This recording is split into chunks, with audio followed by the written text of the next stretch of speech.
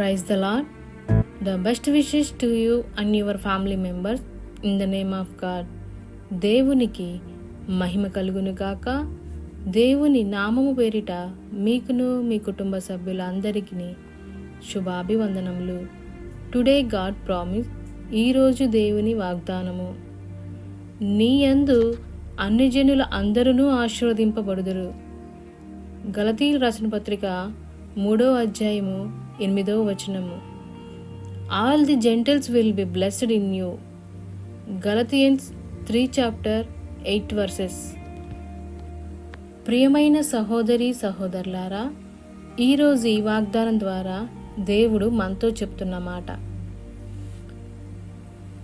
మన దైనందిన జీవితంలో రక్షణ లేని వారు ఎంతోమంది ఉన్నారు. వారందరూ రక్షించబడాలి అంటే మనమందరము కూడా క్రైస్తవులము కాబట్టి క్రైస్తవునిగా జీవించాలి.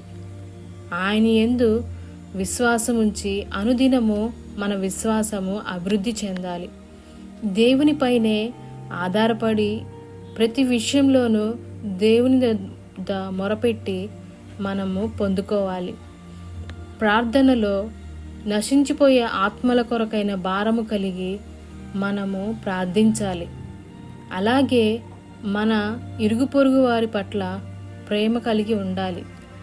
దేవుని స్వరము విని తనకున్న వాటన్నిటినీ విడిచివచ్చి దేవుడు చెప్పిన చోటకి ప్రయాణించిన అబ్రహాము గారిని మనం చూసినట్లయితే, దేవుడు ఏ మాట అయితే చెప్పాడో అది తూచా తప్పకుండా పాటించాడు. వెళ్ళమన్న చోటకి వెళ్ళాడు. కాబట్టే అబ్రహాము గారు ఆశీర్వదించబడ్డారు. మన పితరుడు మన తండ్రిగా ఉన్నారు. ఈరోజు ప్రపంచం అంతటా ఆశీర్వదించబడిందంటే కేవలము అబ్రహాము గారి వల్ల. కాబట్టి నీవు నేను మనమందరము కూడా దేవుని యందు విశ్వాసం ఉంచి క్రీస్తు వలె మారుటకు మారు మనసును పొందుకుందాం. అలాగే దేవుడు మనల్ని నిశ్చయముగా దేవుడంటే తెలియని అనేక మందికి ఆశీర్వాదకరంగా ఉంచాలని కోరుకుంటున్నాడు.